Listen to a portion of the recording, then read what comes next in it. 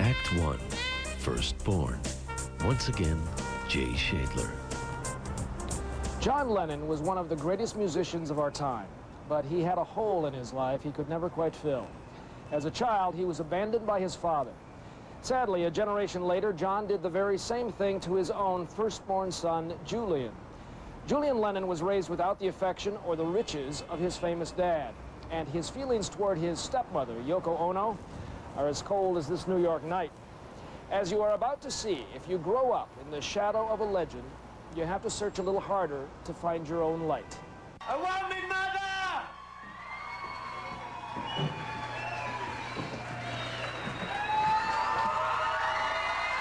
He is a survivor of fame and failure, booze and drugs. And tonight at the House of Blues in Los Angeles, Julian Lennon is back in the spotlight. In your life, you'll question who's to blame, but you'll find out just like me, no one but you. At 36, Julian is finally his own man after playing a lifelong duet with a very famous ghost. Do you think you sound like your dad? Oh, yeah, at times, sure. Of course. Very close sometimes. Yeah, very close. Julian's mom, Cynthia Lennon. Well, the first time I heard him sing after John had died, it really freaked me out because it just sounded unbelievably like his father. It scared her. I'm sure it did. I'm sure it did. Oh dear, I've got another one on my hands.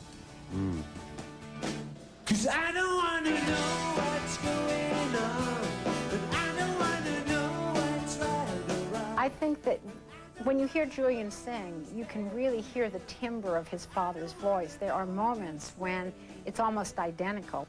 Writer Elizabeth Kay followed Julian on tour back in the mid-'80s and wrote his cover story for Rolling Stone. When you see the Beatles on The Sullivan Show and you see them singing I Want to Hold Your Hand, John is standing there, and I do think they look so much alike. He has John Lennon's voice, his eyes, his eyebrows, his way of relating to a mic, to his instrument, to all of these things. Ever since you've been far away. He's his father's son. Can't be otherwise. And that was Julian's problem the first time around. When he was barely 20, even younger than his dad was when he hit stardom, Julian went into a recording studio and came out with a brilliant debut album.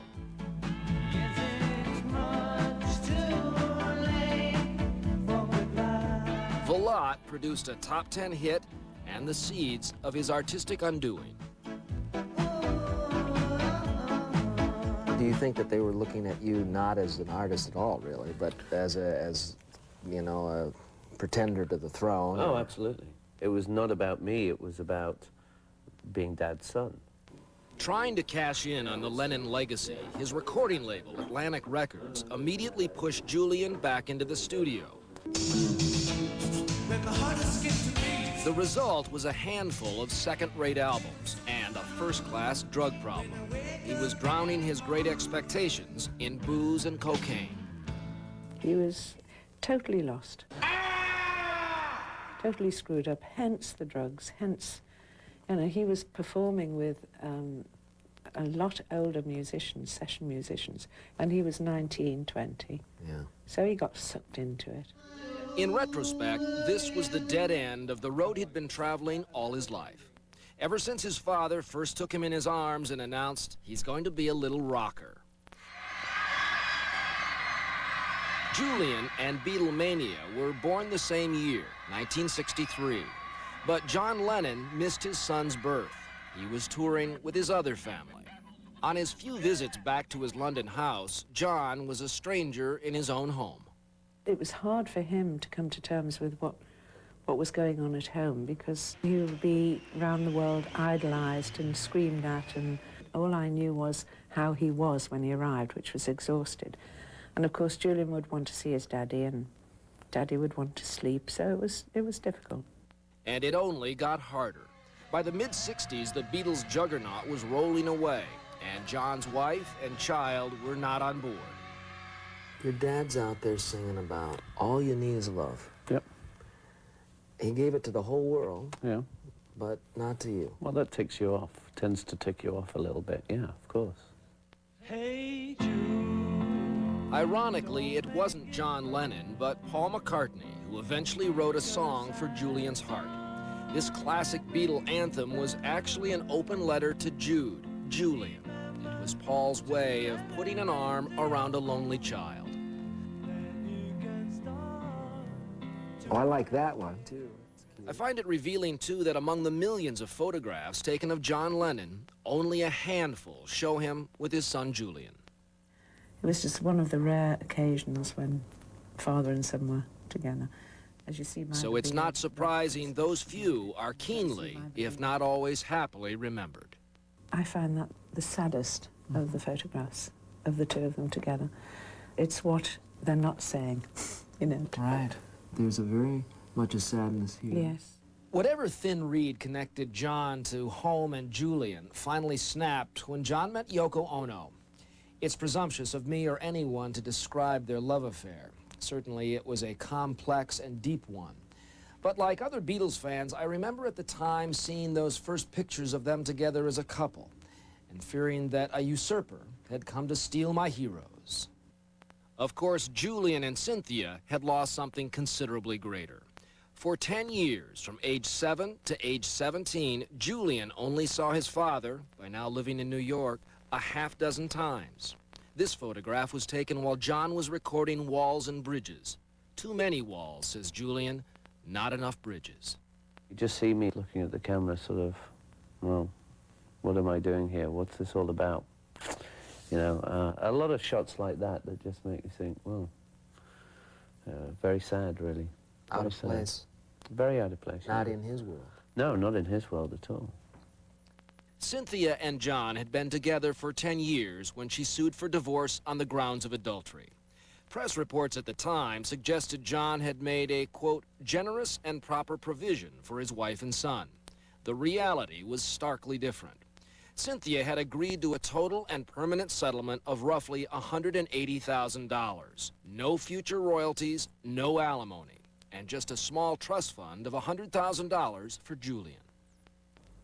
And you, what, you walked away from that happy?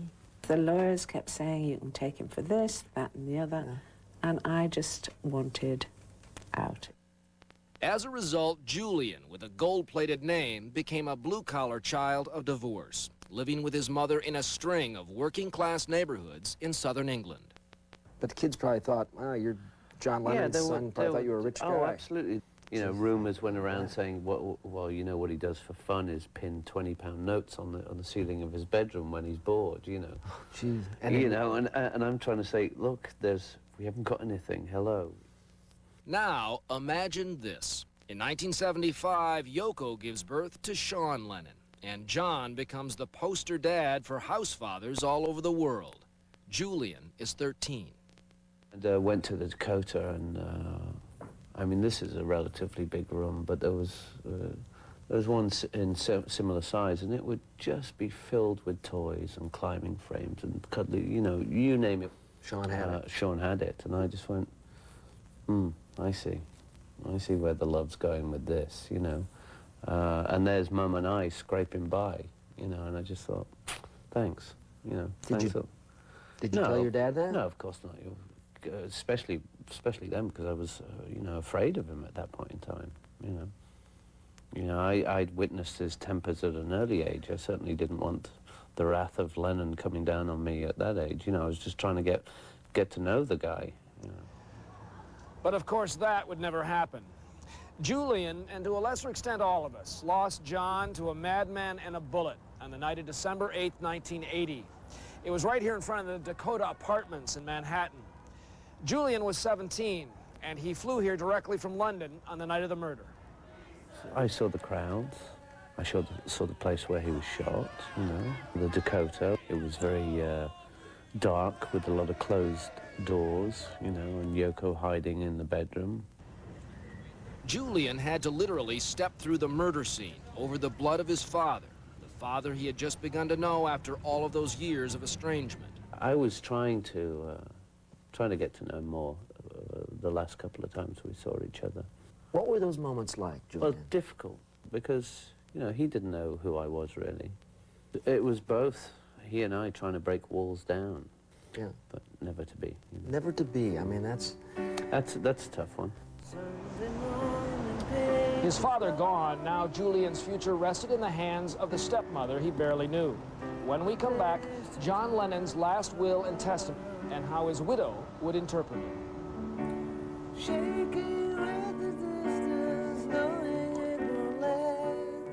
what's been the worst thing that Yoko's done to you?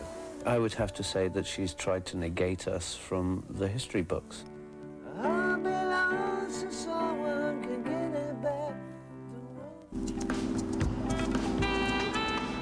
Act 2, Firstborn, continues. In his last will and testament, John Lennon divided his vast estate between Yoko Ono and a trust in which his son Julian was named as a beneficiary. But it was up to Yoko Ono and a co-trustee to give Julian whatever they deemed appropriate.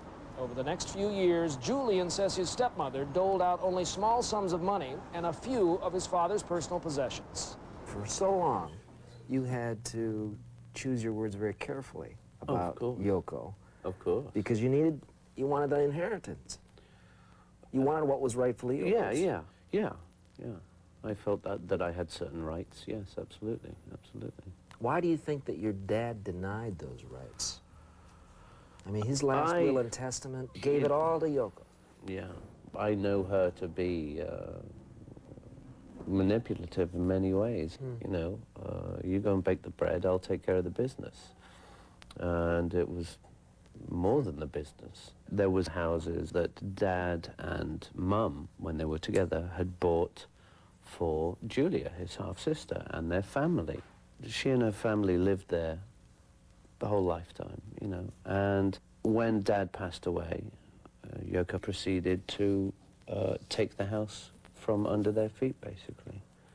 Yoko Ono denies Julian's allegations. Through her spokesman and lawyers, Ms. Ono says that she let the Lennon family live in the houses for 10 years, and that John had left no instructions giving his English relatives the houses. As he grew older, Julian decided to fight for what he felt was his rightful inheritance. And in the end, 16 years after his father's death, he finally settled with Yoko Ono. The actual amount can't be disclosed. It's part of a confidentiality agreement. But it's probably in the neighborhood of $10 million, plus a share of the royalties from Lennon songs. In any event, it is a small fraction of the total Lennon estate, estimated now to be worth several $100 million. Ms. Ono's spokesman describes the settlement as very generous, millions and millions, and calls Julian ungrateful. As for taking 16 years, the spokesman says for years Julian didn't even ask for the money, and then it was his lawyers who caused the delays. I didn't want it to appear like I was going after it, like a money-grabbing, needy, you know, son. Sat around politely for years, not waiting for a handout, but waiting for some resolve. She says she loves you. Yeah. As for Julian, like his father, he can occasionally flash a wicked sense of humor about all of this. On a bookshelf in the flat where I interviewed him, I saw that Julian had placed a framed royalty check made out to him from Yoko Ono for the grand total of 50 cents. She has everything and anything of Dad's, but, you know, the one thing she will never have is the blood and the talent of Lennon. Pave the way for pain and glory. And that talent, it seems, has rediscovered itself. Generally, if I find a melody, some words will come.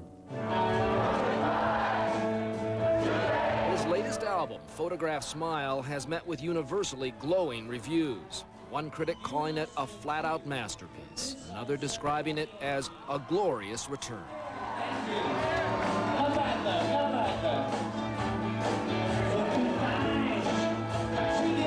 And this from George Martin, the Beatles' own legendary producer. You should take him for what he is, by himself. And he's very good, by himself. Take away John Lennon, and he'd be greater. But you can't do that. He's the son of the famous father. And the child of an icon who has taken a sad song and made it better.